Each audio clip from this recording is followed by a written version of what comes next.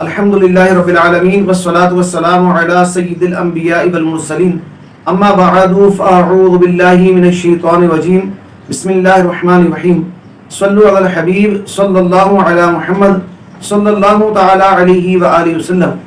امیر اہل سنت کا ایک رسالہ ہے، قربانی کیوں کرتے ہیں؟ اس سے انشاءاللہ عز و جل چند ایک سوالات پڑھ کر ان کے جواب پیشی خدمت ہوں گے۔ اللہ تبارک و تعالی ہمیں سننے اور سمجھنے کی توفیق عطا فرمائے۔ سوال کیا گیا، ہم قربانی کیوں کرتے ہیں؟ جواب، قربانی کا حکم اللہ پاک اور اس کے پیارے رسول صلی اللہ تعالی علیہ وآلہ وسلم نے دیا ہے، اور یہ چند شرائط کے ساتھ مسلمانوں پر واجب ہوتی ہے، اس لیے ہم قربانی کرتے ہیں اور انشاءاللہ عز و جل کرتے رہیں گے۔ اللہ تبارک و تعالی قربانی کا حکم دیتے ہوئے قرآن مجید فرقان حمید میں ارشاد فرماتا ہے، فَصَلِّ لِرَبِّكَ وَانْحَرْ، تو تم اپنے رب کے لیے نماز پڑھو اور قربانی کرو۔ تو اس حکم خداوندی پر عمل کرنے کے لیے ہم قربانی کرتے ہیں۔ ایک اور مقام پر اللہ تبارک و تعالیٰ قرآن مجید میں ارشاد فرماتا ہے، قُلْ إِنَّ صَلَاتِي وَنُسُكِي وَمَحْيَايَ وَمَمَاتِي لِلَّهِ رَبِّ الْعَالَمِينَ، تم فرماؤ بے شک میری نماز اور میری قربانیاں اور میرا جینا اور میرا مرنا سب اللہ کے لیے ہے، جو رب سارے جہان کا۔ اسی طرح نبی کریم صلی اللہ تعالی علیہ وآلہ وسلم کی بارگاہ میں صحابہ کرام علیہم رضوان نے عرض کی کہ یہ قربانیاں کیا ہیں؟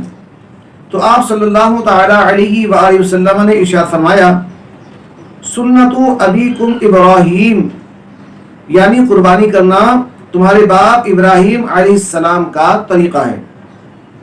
ایک اور حدیث پاک میں، جو قربانی کی وسعت رکھتا ہو، جو قربانی کی وسعت رکھتا ہو اور قربانی نہ کرے تو وہ ہماری عیدگاہ کے قریب نہ آئے۔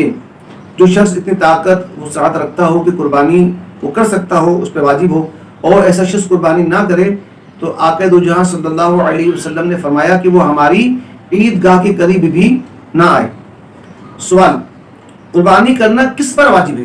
جواب، 10 ذوالحجۃ الحرام کی صبح صادق سے لے کر 12 ذوالحجۃ الحرام کے غروب آفتاب کے درمیان اگر کوئی مسلمان عاقل، بالغ، مقیم اور صاحب نصاب ہو، اور وہ نصاب اس کے قرض اور ضروریات زندگی میں مستغرق یعنی ڈوبا ہوا نہ ہو، تو اس صورت میں قربانی واجب ہوگی۔ یعنی بندہ ان دنوں میں صاحب نصاب ہو جائے تو اس پر قربانی واجب ہے۔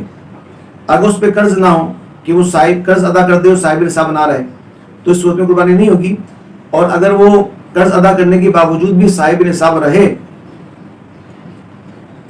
تو اس پہ قربانی واجب ہے۔ سوال، کیا مسافر پر قربانی واجب ہے؟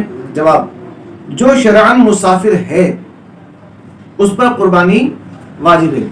یعنی شریعت نے جو شرائط بیان کی مسافر ہونے کی، اگر وہ شرائط پائے جائیں تو بالکل جو ہے مسافر پر قربانی واجب نہیں ہے، جبکہ اس کا مسافر ہونا شرعاً پورا ہو جائے۔ تو اللہ تبارک و تعالیٰ ہمیں عمل کی توفیق فرمائے۔ السلام علیکم ورحمۃ اللہ وبرکاتہ۔